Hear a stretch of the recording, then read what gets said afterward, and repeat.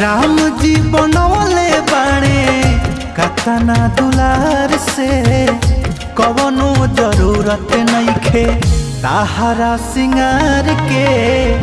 कवनो जरूरत नइखे ताहरा सिंगार के, कवनो जरूरत नइखे।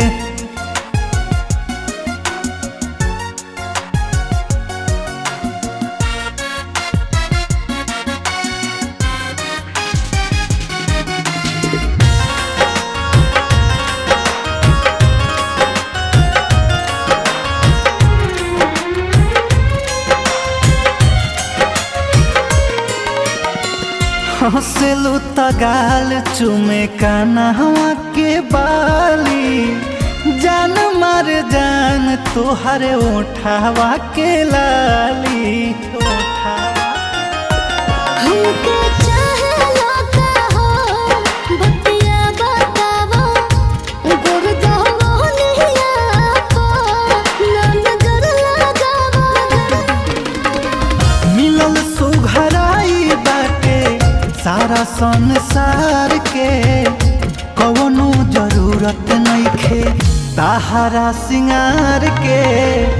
कवनो जरूरत नइखे ताहरा सिंगार के, कवनो जरूरत नइखे।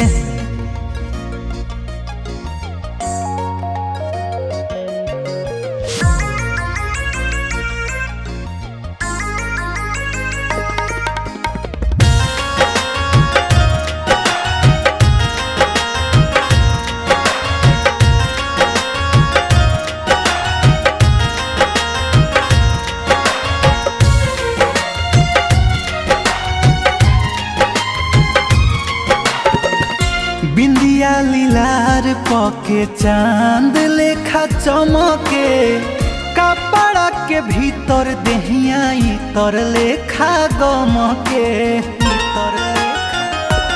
हाथ आए बना ए सागर बाबू, राखो दिलवा को अपना तो काबू।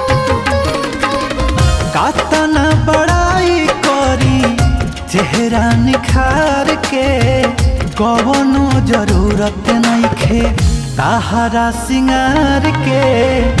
कवनो जरूरत नइखे ताहरा सिंगार के, कवनो जरूरत नइखे।